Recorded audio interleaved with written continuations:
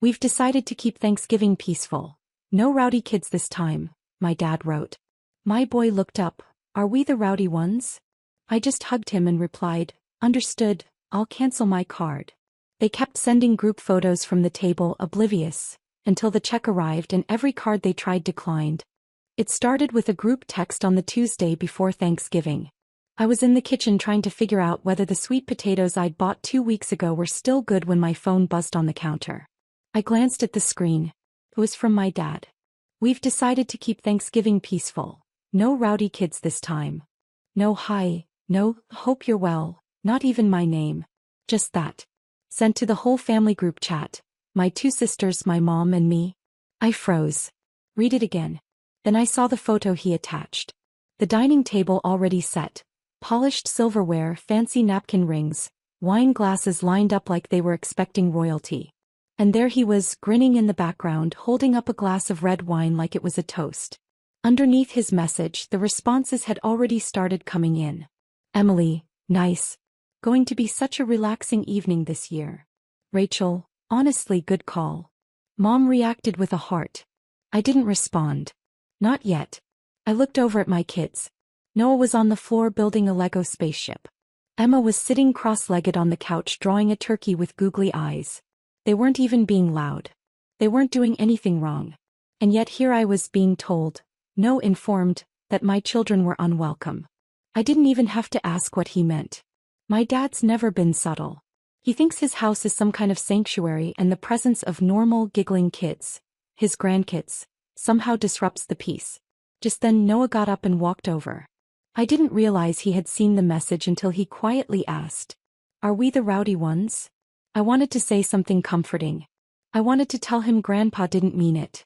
But I'm tired of lying for that man. So I just hugged him and said, understood, I'll cancel my card. He didn't know what I meant. But he nodded and went back to his Legos. I sat down and opened the banking app. I had access to 2 accounts that my dad and mom used. Ones I set up for them years ago when they started needing help with their bills. I used to pay everything for them, mortgage, insurance, groceries, and I never made a big deal out of it. I just wanted them to be okay. Wanted them to feel taken care of, even if he'd never really done the same for me growing up. But that text changed everything. It wasn't just about Thanksgiving. It was the way he decided we didn't belong, like we were a burden he was finally brave enough to cut off. Like my kids didn't matter. So I canceled the cards. Froze the bill pay. I even deleted the automatic transfer I sent my mom each month for household expenses. And then I left the group chat. No one noticed. Not immediately. They just kept sending photos over the next couple of days. Pictures of pies, my dad playing chess with Rachel's son because he's quiet, my sisters posing with glasses of wine, everyone laughing. A perfectly curated Thanksgiving. A perfectly curated family. I said nothing. And then Thursday came. And after dinner, after the wine, when the plates were cleared and someone finally asked for the check. That's when they noticed. From what I later heard, and not from them of course but from my cousin Jenna who helps out at the same country club my parents think gives them status. It happened just after dessert. They'd gone out to that overpriced place on the lake, the one with white tablecloths and a dress code even at lunch. My dad always insisted on paying the check to look generous, even though it was my money behind the card. Everyone knew it. No one talked about it. So after the pumpkin pie and the espresso, when the server brought over the bill in one of those little black folders, my dad handed over the usual card. The gold one I'd added him to 5 years ago when he pretended he didn't understand how online banking worked. Declined. He laughed, according to Jenna. Said something about banks being stupid on holidays. Pulled out the second card. The one I paid off monthly tied directly to my own account. He used it like it was his birthright. Declined. The room got quiet. He asked the server to run it again. Declined. At that point he started getting red.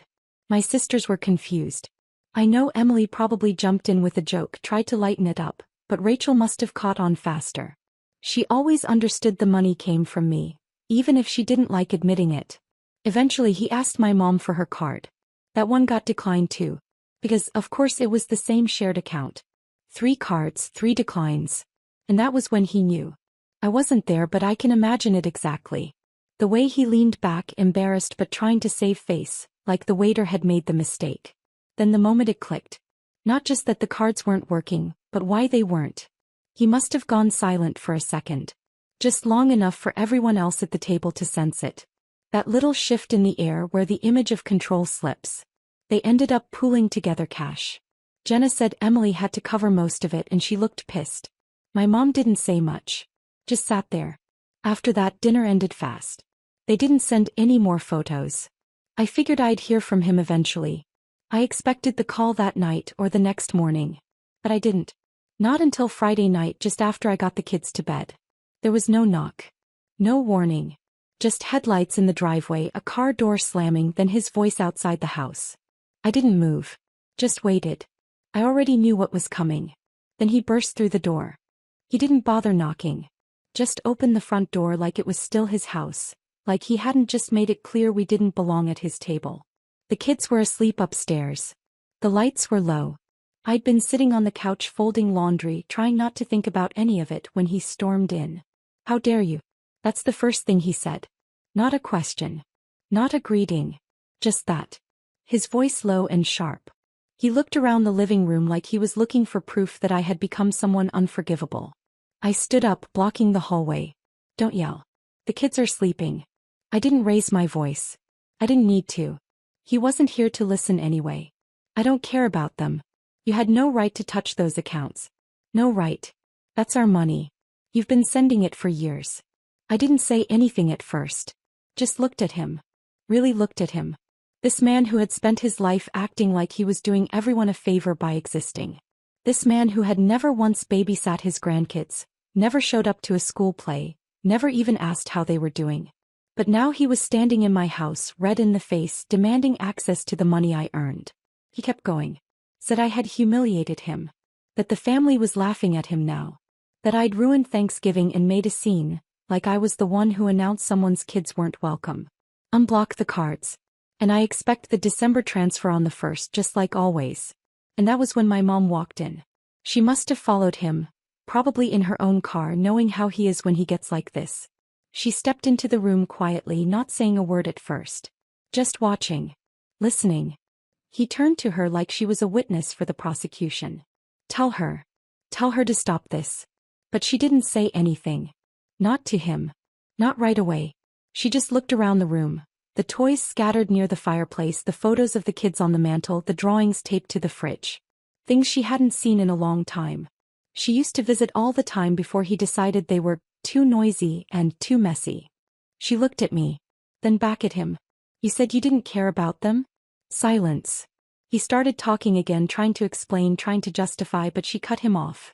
And it wasn't loud, it wasn't dramatic, it was just final. He said she was done.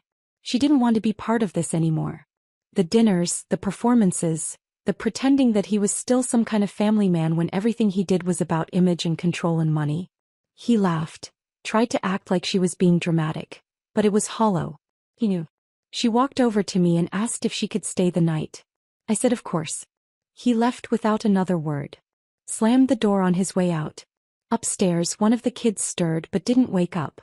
Downstairs, my mom sat on the edge of the couch and took a deep breath like she hadn't in years. She asked if I had any tea. I made her tea in silence. Chamomile. She used to drink it every night when I was a kid. I hadn't made it for her in years. She sat there on the couch, hands around the mug like she needed the warmth more than the drink. I expected her to cry or to say something dramatic, but she didn't. My mom's never been like that. She grew up being taught that quiet meant strong. That suffering in silence made you noble. But she wasn't silent anymore. She didn't talk about Thanksgiving. Not directly. Instead, she started mentioning things that for decades had gone unsaid. Small things. Things that built up over time. Like how he used to make her ask for grocery money instead of giving her access to the accounts. How he'd make a show of helping out at family events but only after the pictures were taken. How he always acted like he was supporting me and the kids when it was me supporting them, ever since his consulting jobs dried up 10 years ago and he never said a word to anyone. She said she'd started noticing it more when the kids were born. How he would act like he was doing us a favor by tolerating their presence in his house, as if noise and crayons and spilled juice were beneath him. She told me she never agreed with what he said in the group chat. That she'd hearted the message without reading it fully, because she always did, because she was used to keeping the peace. She looked around my living room again and said it felt more like a home than their house ever did. She didn't say she regretted the marriage. But she didn't have to. I asked if she had somewhere to go. A friend maybe, or a plan. She shook her head. Then she looked me in the eye and asked if she could stay longer. Not just the night. A while. Of course, I said. I told her we'd figure it out. The house wasn't big, but the kids would love having her around. And more than that, I wanted her around. She smiled, and for a second she looked younger. Not in her face exactly, but in her posture. Like something had been unknotted inside her. Like the weight of him had finally been lifted. We sat in the living room for a while, drinking tea, not saying much. Then I set up the guest room. It used to be a storage space, but I cleared it out, found some clean sheets and plugged in an old space heater. She didn't complain. Just thanked me and closed the door gently behind her. That night I lay awake for a long time. I didn't regret cutting the accounts. I didn't feel guilty. But it struck me how fast things can fall apart when someone's power was only held together by money and silence. And now both were gone. He didn't call the next day. But the messages started. First from Rachel. Then Emily. Both dancing around it like they weren't taking sides, but still clearly on his. Rachel said it was harsh, what I did. That I should have at least warned them before cutting off their retirement safety net. Their retirement safety net. That phrase stayed with me for hours. I never agreed to fund his lifestyle. I agreed to help my parents. When his businesses failed, when the savings ran out, I stepped in. Quietly. Consistently. Because they were my family, and that's what you do. I didn't know my support was being called a retirement plan behind my back. Emily's text was shorter, more passive-aggressive. Something about how she hoped I felt good about myself. That ruining Thanksgiving for everyone must have felt empowering. I didn't answer either of them. That weekend my mom stayed busy. She helped with the kids, cleaned parts of the house I hadn't even thought about in months, and started meal prepping like it was second nature. At night we'd sit at the table and talk, mostly about normal things. Schools, her old hobbies, what TV shows she'd missed. But every now and then something would slip. Little stories. Like how Dad had started controlling who she could talk to after his last job ended. How he told her not to bother the grandkids too much. How he discouraged her from visiting me, said I was too sensitive, and that the kids were just a handful. She admitted she hadn't even realized how isolated she'd become. How much she had accepted as normal. Then Monday came. That morning a formal letter arrived. Folded perfectly in a white envelope, slipped into the mailbox by hand. No return address, but I recognized the handwriting. My dad's. I opened it at the kitchen table. It was short. He said he was disappointed. That I had destroyed the balance of the family. That he expected restitution for the financial disruption I caused. He gave me until the end of the week to restore the previous arrangements, or else he'd have no choice but to pursue further action. It didn't even sound like him. It sounded like something drafted by a bad lawyer with a bruised ego. I slid the letter across the table to my mom. She read it once. Then tore it clean down the middle. He won't do anything, she said. He's bluffing. He doesn't want anyone to see how little he has. I nodded. But still something twisted in my stomach. Not fear, just disbelief. That after all the years, all the effort to keep things together, this is how he responded. Like I was a business asset walking away from a bad investment. I took the letter and threw it out. Later that night, when I tucked the kids in, Noah asked if we'd be going to Grandpa's for Christmas. I told him no. We'd be staying here. With people who actually liked being together. He nodded. Emma asked if Grandma was going to live with us forever now. I looked at my mom standing in the doorway holding a basket of folded towels. I said if she wants to, yes. A week went by. No call. No lawyer. No further action. Just silence. I think he expected me to back down. He'd always relied on that. The discomfort, the guilt, the pressure to keep things from falling apart. That was his whole thing. Be just difficult enough that people give in before he has to actually do anything. But this time no one flinched. Especially not my mom. She didn't go back. Not to pack a bag, not to talk things through, not even to get the rest of her clothes. She said she didn't need anything from that house. Not a couch, not a photo album, not a memory. She bought a few things online, picked up some essentials and asked if we could look into a small savings account in her name. I opened one for her that same day. Then she started calling her old friends again. Got in touch with her sister in Vermont. They hadn't spoken in 4 years, not because they'd fought, but because Dad didn't like her visiting nosy relatives. Meanwhile, the family chat stayed quiet. For a few days. Then out of nowhere Rachel sent a message. Just to me. No emojis this time. No sarcasm. She asked if I'd really cut him off forever. I replied. He made it clear we're not welcome. I'm just honoring that. She didn't argue. She didn't agree either. Just left it on read. Emily didn't say a word. Still hasn't. By the second weekend it was like something shifted in the house. My mom started baking again. The kitchen smelled like cinnamon and vanilla every night. The kids ran to her every morning. Noah started calling her roomy grandma.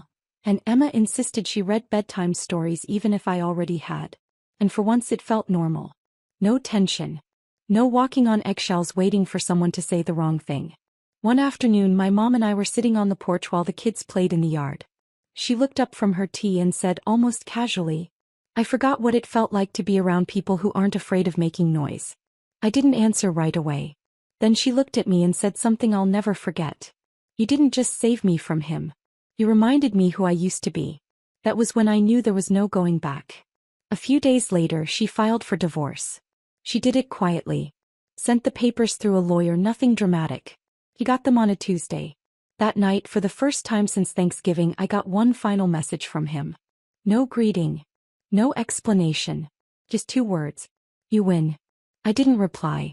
Because this wasn't a game. This was a family. And he lost it. Not because someone took it from him, but because he thought love could be earned with money and maintained with silence. He was wrong.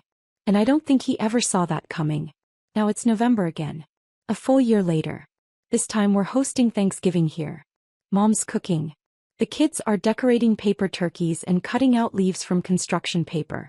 We invited Jenna from the country club. She doesn't talk to my dad anymore either.